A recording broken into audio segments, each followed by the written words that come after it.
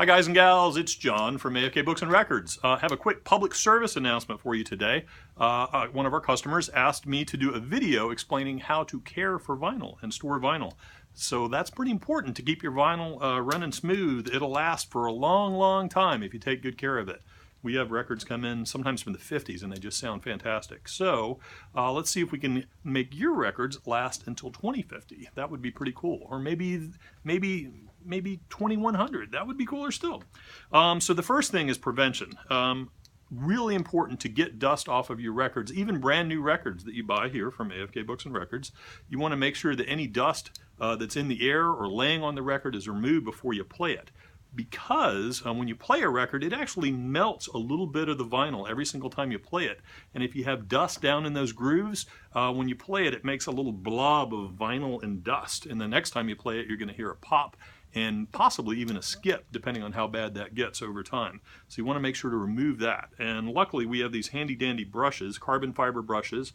And you can see they've actually got two brushes. This is the budget version. We also have a really nice high-end version that's about double the price, but this one actually works really well. So what you do is before you play your record, I'm going to pull out Prince Purple Rain here, and always keep your records in the sleeves. Speaking of prevention, you don't want to be laying them down because that just attracts dust, and if you set something down and there's already dust on a sleeve or a record, you're going to scratch it, which is not good. So let's go ahead and lay it on the vinyl here.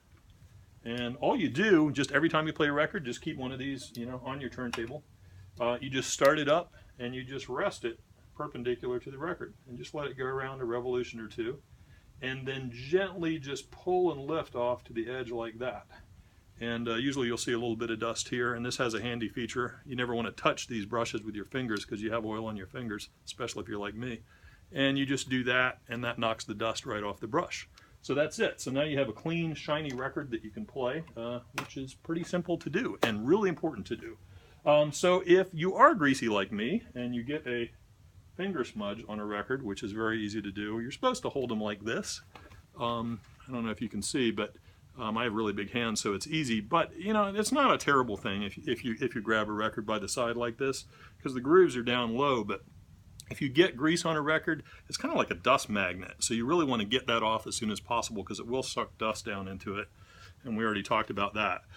So I see a little, I'm going to put one on here, a little finger mark there. And the best way to keep your vinyl clean is to get one of these little tiny claws. And they're not expensive at all. They're pre-moistened. But you can also and should buy additional record cleaning fluid like this to keep them moistened. And if you have something that's really gunked on a record, you want to let it soak a little bit. Just take some of this, squirt it on there, and then just hit it with the brush. Now it's really important when you're cleaning that you clean with the groove, in the direction of the groove, and you just go back and forth. You don't want to scrub back and forth because again that might ruin your music a little bit. So you just want to kind of pull towards you till you get that stain off of the record. Pretty simple. And then you might want to give it just a light wipe to pull everything else off. This also has anti-static fluid in it, so it's great for removing static as well. So that's the simple version. I'm going to go ahead and set this back here for a second. We also sell kits that instead of this, they have a little brush and you can apply more pressure to it, but you have to be kind of careful with that because, again, if you don't want to grind anything in. This is really nice because you can kind of control it and lift off. So what do you do if you have a really dirty record? Sometimes we see these coming in. Sometimes they have mildew on the record and it's the best record ever, and we're just like, we want to fix that up. Well, we have a high-powered machine to clean that and actually vacuum all that gunk out. Because what you don't want to do is just stir the mix of mud on the vinyl. You want to make sure to lift everything up. But we have that machine. If you ever want to bring if you ever find a record, not here, because hopefully we won't be selling records like that here, but if you ever find one somewhere else, a thrift store or something, and you want to bring it in, we can probably clean it for you for $3 or $4, depending on how much time we have to spend on it. But this guy really does a fantastic job of just lifting all that stuff up again, so you're not stirring it around. But likewise, before, if you have something stuck to a record, you can use this stuff, let it soak for a while, and then again just try to lift this off. But it's really bad. If it's really bad, you don't want to do that. Some folks who are just listeners, who are not really collectors, if you have a high-powered sync nozzle, and I know a lot of you are cringing out there right now, but if you have a spray nozzle on your sink and it's really high powered, and you have a nasty record and you don't care about the label and you just want to listen to it, it's really the best way to clean it out is after you clean it with this process and you've created some mud on it, is just to spray those grooves out really good.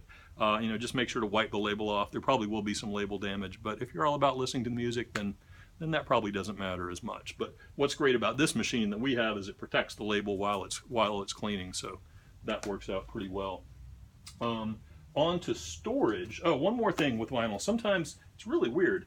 You'll get a vinyl that will skip, and it's got it almost looks like tiny flecks of paint on it. I don't know where these come from, but a significant amount of vinyl just has little tiny spots of stuff on it. And usually what we do in this case, and sometimes if you get a record and it skips, the same thing. You just want to find the point where it skips. And more often than not, I'd say about 90% of the time, if you take the flat of your fingernail and you go across, again perpendicular to the groove as opposed to going in the groove, and just lightly rest it on the record and just slide it across that and see if you can pop that little piece off. Frequently that solves the problem. Again, sometimes you can soak it to get it off, but we're amazed at how many records that have pops or skips that we can just clean up that way just by popping that off. So that's pretty cool. Give that a shot. As far as storing vinyl, one thing that we like to do, I'm going to go ahead and put Prince back in his case here real quick. We also do DJ night at HK on the Bay here, and we're really careful about storing our records. And this is especially true if you ship records. But when we store our records, we don't actually store them in the sleeves. We do in the store, so everybody can look at the back. But the best practice is really to store the record outside of the sleeve, and we sell these wonderful Mobile Fidelity sleeves, which they're anti-static, which again helps with the dust. But they're also extremely thin, so that when you put the record in the sleeve, it's got a thin side and kind of a clean side. It doesn't apply any pressure, so if there is any dust on the record or dust in the sleeve, it's not going to scrape the record when you put it in. Sometimes with those paper sleeves, you can just feel a little piece of sand in there and it scuffs across the record. Usually that doesn't hurt the record. Usually it's just a cosmetic issue. That's the other thing we found, just with used records coming in, is sometimes records that look absolutely destroyed and scratched are really just scratched from these sleeve scuffs, and when you put them on they sound great. You wouldn't even know they were scratched. And sometimes also you'll buy a record that looks absolutely glossy and clean, jet black, and you'll put it on and it sounds lousy.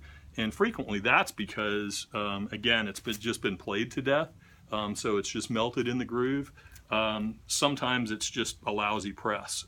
It was far down in the pressing. They're only supposed to press a certain number of records with each metal master. And sometimes you might get one at the end, where someone else with the same press might have gotten one early on. So you just don't know, but that's another recommendation. If you're ever coming in to buy anything from us, we always have this turntable set up here. If you're buying something used, feel free to flip it on and give it a listen. We recommend that. Of course, if you buy anything used from us and you get it home, it's 100% guaranteed too. Just bring it back within a week and we'll set you up. So what we like to do is put them in these sleeves like this, and then put the actual outer jacket into a plastic sleeve. And we can carry a couple different weights of these sleeves as well. There's a lighter weight and then a heavy weight. And we actually use the heavy weight, but you don't have to use the heavy weight. But if you do this, so now we've got just the outer jacket in the sleeve, and then you just slide this record in the back like this. So what you end up with, whoops, except you want to do that right side up. So I'm going to go ahead and drop this in here, and it looks like this. And what this does, it's actually really easy to get at your records, and the other thing is it reduces the likelihood that the record is going to get warped. And also, when you're doing this, there's no way that it can split the seam on the side of the record. Like we have this awesome Miles Davis record here, and you can see that it's split on the top because the record was stored in it, and at some point it got bumped. Especially if you're shipping records, you always want to do this. And if you ever buy records online, you want to make sure to ask them to remove the record from the jacket so that it's not split. Because now, the record can't really do any damage to the jacket. So when you store records, you know, temporarily while you're playing records or in short term, it's okay to leave a couple records flat for a little bit. You know, a day or two is probably all right as long as it's a flat surface. But when you're actually storing your records, you want to make sure to store them vertically, as vertical as possible. And you have to be careful that you don't have too many records in a horizontal stack going this way, because if it starts to lean and you've got a solid vertical edge here, the possibility of that record being bent just by the leaning records is there too. So you just want to try to keep them upright, but you know, it's not a disaster unless it's a really hot environment to leave them flat for a little while. You just want to get them vertical as soon as you can. So that's my public service announcement for now. If you guys have any questions, feel free to throw them in the comments.